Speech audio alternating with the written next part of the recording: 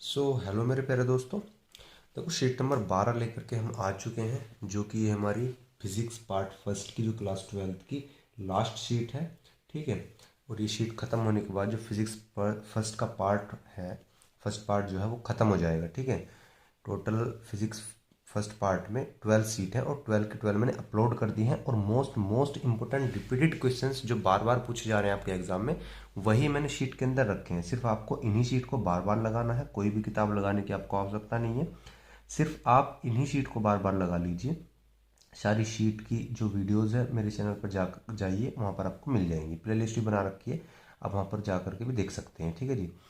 Board में आपका एक भी क्वेश्चन इनसे छूटने नहीं वाला है, ना ही इनसे कोई बाहर आएगा। सिर्फ आप विश्वास करके सारे की सारी एक बार शीट हल कर लीजिए और फिर कमाल देखिए। ठीक है।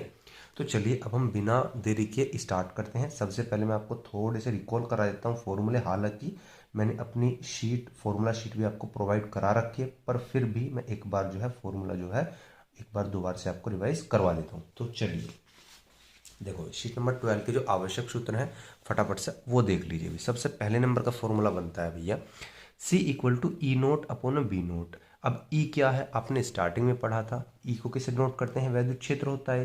लेकिन ये पर नोट लगाने का अर्थ है कि आयाम बन जाता है। क्या बन जाता है, आयाम। तो ई नोट का मतलब है वैद्युत क्षेत्र का आयाम है। ठीक है जी। अब इसको पहचानना कैसे है, जो मान लो न्यूमेरिकल्स के अंदर आ जाएगा कि भाई ये ई नोट की ही वैल्यू दे रखी है, तो पता चलेगी हमको मात्रक से। अब ई का मात्रक हमने क्या पढ़ा था, दो मात्रक पढ़े थे, एक न्यूटन पर कूलोम पढ़ा था, एक वोल्ट प्रति मीटर पढ़ा था। तो कोई से भी मात्रक से आपको सवाल के अंदर दे सकता है, तो आपको पहचानना है। या फिर वो ये भी बोल करके देगा कि वैद्युत क्षेत्र का आयाम 10 न्यूटन पर कूलोम है या 10 वोल्ट पर मीटर है, तो आपको उससे पता लग जाएगा। तो इसका कोई इतना बड़ा इशू नहीं है पहचानने का। तो ई नोट आपको पता चल गया, वो वैद्युत क्षेत्र का आयाम है। और बी क्या है, चुंबकीय क्षेत्र। तो चुंबकीय क्षेत्र का आयाम हो जाएगा। ठीक है जी। ये थोड़ा सा गलत हो गया, वैद्युत नहीं है, चुंबकीय होगा। ठीक है। ये क्या हो जाएगा, चुंबकीय क्षेत्र। क्या हो जाना है, ये चुंबकीय क्षेत्र हो जाना है। तो बी नोट क्या है, चुंबकीय क्षेत्र का आयाम। ठीक है जी। और सी आप जानती हैं, तरंग की चाल बोल लो या तरंग का वेग बोल लो या प्रकाश की चाल बोल लो, 3 × 10⁸ मीटर पर सेकंड। अगर क्वेश्चन में आपको इसकी वैल्यू ना भी दे रखी तो आपको पता होनी चाहिए। ठीक है। तो ये याद रखनी पड़ेगी। तो फॉर्मूला आपको याद रखना है। तो ये आपका मेन फॉर्मूला ये बन जाएगा। ठीक है। सभी क्वेश्चन के अंदर यही फॉर्मूला लगेगा। दूसरा, तरंग की चाल मतलब कि सी इक्वल टू, देखो ये जो आपको वी से दिखाई दे रहा है ना, इसको बोलते हैं न्यू। क्या बोलते हैं, न्यू बोलते हैं। क्या बोलते हैं, न्यू। ये एक आवर्ती की तरह ही होता है, ये आवर्ती ही होती है। ठीक है जी। ये क्या होती है, ये आवर्ती ही होती है। और ये देखो ये दिखाई दे रहा है, इसको बोलते हैं लैम्बडा। क्या बोलते हैं, लैम्बडा। और ये होता है तरंग दैर्ध्य। क्या होता है, तरंग दैर्ध्य। सी इक्वल टू न्यू लैम्बडा। ठीक है। थर्ड फॉर्मूला क्या है, वैद्युत क्षेत्र का औसत घनत्व। अब देखो, अगर वैद्युत क्षेत्र का औसत घनत्व हमसे पूछेगा तो स्मॉल यू के पैरों में आ जाएगा ई। ठीक है जी। वैद्युत क्षेत्र का औसत घनत्व से इसे डिनोट करते हैं।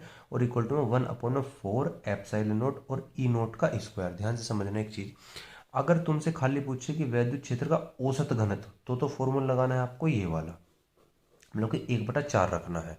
अगर आपको यहाँ पर एक वर्ड इस्तेमाल कर ले संगत का, किसका, संगत का, वैद्युत क्षेत्र का संगत औसत घनत्व, तो भैया आपको 1/4 नहीं लगाना, फिर आपको लगाना है 1/2। समझ में आया। मैंने कहा, अगर आपको नॉर्मली पूछे कि वैद्युत क्षेत्र का औसत घनत्व, तो आपको लगाना है 1/4 एप्सिलॉन नोट ई नोट का स्क्वायर। अगर आपको पूछ ले संगत औसत घनत्व, तो 1/2 एप्सिलॉन नोट ई नोट का स्क्वायर। ठीक है जी। ठीक उसी प्रकार से वैद्युत क्षेत्र का निकाला है, उसी प्रकार से चुंबक क्षेत्र का औसत घनत्व हो जाएगा। चुंबक क्षेत्र का औसत घनत्व बस यहाँ पर हम पैरों में एम लगा देंगे। ठीक है, क्योंकि मैग्नेटिक फील्ड और ये इलेक्ट्रिक फील्ड। तो यू एम इक्वल टू, देखो नॉर्मली अगर संगत नहीं कहा गया तो 1/4 इस्तेमाल करेंगे, और अगर संगत का इस्तेमाल कर दिया है तो 1/2 का इस्तेमाल करेंगे। बिल्कुल सेम फॉर्मूले इनके। ठीक है जी। चुंबक क्षेत्र का हो जाएगा, वो वैद्युत क्षेत्र का हो जाएगा। ऑल क्लियर है भाई, समझ में आ गया। अगर संगत का इस्तेमाल आ रखा है तो 1/2 वाला फॉर्मूला लगाएंगे, अगर नॉर्मली पूछा गया है तो 1/4 वाला फॉर्मूला लगाएंगे। ठीक है जी। चलो लास्ट देखो एक बार, समतल वैद्युत चुंबकीय तरंग के लिए समीकरण है हमारी ये E equal to E not sine के एक्स माइनस का ओमेगा टी। ये नॉर्मली जो मूल समीकरण होती है वो है। ठीक है, जहाँ पर के जो है, के की वैल्यू होती है ये, के इक्वल टू 2 पाई अपॉन में लैम्बडा, के इक्वल टू 2 पाई अपॉन में लैम्बडा। अभी समझ में आ गए तो क्वेश्चन करना शुरू करेंगे दोस्तों। चलो क्वेश्चन करना शुरू करते हैं। हल ज़्यादा फॉर्मूले नहीं थे, जो मेन फॉर्मूला था मैंने आपको शुरुआत में बता दिया, 1-2 फॉर्मूले हैं बस, इन्हीं पे सारे बेस्ड क्वेश्चन है। पढ़ो जी, पहला क्वेश्चन पढ़ते हैं। बोलो जी, पहला क्वेश्चन क्या बोलता है, देखो। निर्वात में संचरित एक आवर्त विद्युत चुंबकीय तरंग के चुंबकीय क्षेत्र वाले भाग का आयाम। अब देखो किसका देखा, चुंबकीय क्षेत्र वाले भाग का आयाम, मतलब कि बी नोट की वैल्यू दे रखी है। बी नोट की वैल्यू दे रखी है 510 नैनो टेस्ला। देखो लिख लेते हैं भैया, बी नोट की वैल्यू दे रखी है 510 नैनो टेस्ला, मतलब नैनो का मतलब मिली माइक्रो नैनो पिको, मतलब कि 10⁻⁹ से मल्टीप्लाई करनी पड़ेगी तभी वो टेस्ला में चेंज होगा। चलो जी, तरंग के विद्युत क्षेत्र वाले भाग का आयाम निकालना है, मतलब विद्युत क्षेत्र का आयाम, विद्युत क्षेत्र का आयाम बताया है ना, मतलब कि ई नोट की वैल्यू निकालनी है, ई नोट की वैल्यू निकालनी है, ठीक है जी। और सी की वैल्यू अगर नहीं भी दे रखी मैंने कहा तो हमको याद है ये कांस्टेंट वैल्यू होती है, ठीक है। बताओ क्या फॉर्मूला होता है, C equal to E note upon B naught. बताओ, ई नोट की ई नोट मुझे निकालना है, तो ई नोट कैसे निकालेंगे, क्रॉस मल्टीप्लिकेशन कर लो, तो E naught equal to B naught गुना में सी हो जाएगा। तो बी नोट की वैल्यू मेरे पास है 510 इंटू में 10⁻⁻⁹ और जी भैया सी की वैल्यू 3 इंटू 10⁻8 है। आप जब इसको सोल्व करोगे तो E naught equal to 153 volt पर मीटर आ जाएगा, ठीक है। आसान था बिल्कुल, फॉर्मूला बेस है, कुछ नहीं है, सारे क्वेश्चनों में सेम ही क्वेश्चन फॉर्मूला लगना है। निर्वात में किसी विद्युत चुंबकीय तरंग में विद्युत क्षेत्र का आयाम। अब देखो विद्युत क्षेत्र का आयाम मतलब कि ई नोट की वैल्यू दे दी, चुंबकीय क्षेत्र का आयाम पूछ ले, बी नोट की वैल्यू पूछ ले, सिंपल वही फॉर्मूला रखा जाएगा। देखो ई नोट की वैल्यू दे दी, बी नोट पूछ ले, सी की वैल्यू में मालूम ही है, फॉर्मूला रख दो ये वाला, ठीक है जी। फॉर्मूला आप रखोगे तो बी निकालने का बी नोट, तो B not equal to E note upon में सी, भाई क्रॉस मल्टीप्लिकेशन करोगे तो ये इधर चला जाएगा, सी नीचे आ जाएगा। रख दो, ई नोट की वैल्यू कितनी दे रखी है 15, सी की वैल्यू 3 इंटू 10⁸, 3×5 ये 15 हो जाएगा। 10⁸ को ऊपर लेकर के जाओगे तो माइनस की हो जाएगी ना, तो इस प्रकार से आगे, ठीक है। थर्ड देखो, परगामी विद्युत चुंबकीय तरंग में चुंबकीय क्षेत्र का शिखर मान। अब की बार क्या दे दिया, मतलब शिखर मान या आयाम, मैंने पिछले शीट में बताया था कि शिखर मान आयाम एक ही बात होती है। तो चुंबकीय क्षेत्र का आयाम दिया हुआ, मतलब कि बी नोट की वैल्यू दे रखी है, विद्युत क्षेत्र का शिखर मान पूछ लिया, मतलब कि ई नोट की वैल्यू पूछ ली, बिल्कुल वही सेम क्वेश्चन, बिल्कुल डिट्टो सेम। बी नोट की वैल्यू दे रखी है, ई नोट पूछ लिया, सी की वैल्यू में पता है भाई, यही फॉर्मूला लगेगा, C equal to E note upon में बी नोट, ठीक है जी। हमें क्या निकालना है, E naught equal to C की वैल्यू 3 इंटू 10⁸ है, बी नोट की वैल्यू है 2 इंटू 10⁸ रख दो भैया, रखोगे तो 3 दो नीचे हो जाएगा, ये इससे कैंसिल हो जाएगा, 6 वोल्ट पर मीटर आ जाएगा। फोर्थ देखो भाई, एक विद्युत चुंबकीय तरंग के चुंबकीय क्षेत्र का आयाम। अब क्या देखो, चुंबकीय क्षेत्र मतलब कि बी नोट की वैल्यू 2 माइक्रो टेस्ला है, तरंग के विद्युत क्षेत्र का आयाम पूछ रहा है, ई नोट की वैल्यू पूछ ली है, सिंपल बिल्कुल वही है। बी नोट की वैल्यू दे रखी है, ई नोट पूछ लिया, सी हमें मालूम ही है भैया, ये वाला फॉर्मूला रखना, C equal to E note upon B naught, मतलब ई नोट की निकालनी तो क्रॉस मल्टीप्लिकेशन करोगे तो इन दोनों की मल्टीप्लाई हो जाएगी, वैल्यू रख देना, आंसर ऐसा आ जाएगा आपका, ठीक है भाई। क्वेश्चन नंबर 5 पर आ जाओ। एक विद्युत चुंबकीय तरंग के चुंबकीय क्षेत्र का आयाम, अच्छा अच्छा क्वेश्चन नंबर 4, अच्छा 5 छूट गया क्या शायद है, अच्छा अच्छा चलो, ये पांचों क्वेश्चन था ना, तो पांचों बिल्कुल सेम ही है, ठीक है जी। एक विद्युत चौथा क्वेश्चन छूट गया, परगामी विद्युत चुंबकीय तरंग में चुंबकीय क्षेत्र का शिखर मान। चुंबकीय क्षेत्र का मतलब कि बी नोट की वैल्यू दी हुई है, विद्युत क्षेत्र का मतलब कि ई नोट की, बिल्कुल सेम जो मैंने अभी बताया ना आपको, बिल्कुल सेम। चौथा भी बिल्कुल सेम है, पांचवा जो मैंने आपको बताया वो 2 माइक्रो टेस्ला, बिल्कुल सेम है, बस यहाँ पे माइक्रो टेस्ला है ना, तो 10⁻³ बना लेना बस, सॉरी 10⁻⁶ कर लेना मल्टीप्लाई, 2 इंटू 10⁻⁶ टेस्ला, और ई नोट पूछा है, सी की वैल्यू में मालूम ही है कॉन्स्टेंट होती है, वैल्यू रखोगे यहाँ से आंसर आ जाएगा आपका। 6 क्वेश्चन आ जाओ। एक समतल विद्युत चुंबकीय तरंग के विद्युत क्षेत्र का आयाम, मतलब कि ई नोट की वैल्यू दे रखी है, चुंबकीय क्षेत्र का आयाम पूछा है, बी नोट की वैल्यू पूछी है। बताओ, सारे क्वेश्चन बिल्कुल सेम आ रखे हैं, ई नोट की वैल्यू दी हुई है, बी नोट की वैल्यू पूछी, सी की वैल्यू में पता ही है, फॉर्मूला ये रहा, वैल्यू पुट करो आंसर आ जाएगा, ठीक है भाई।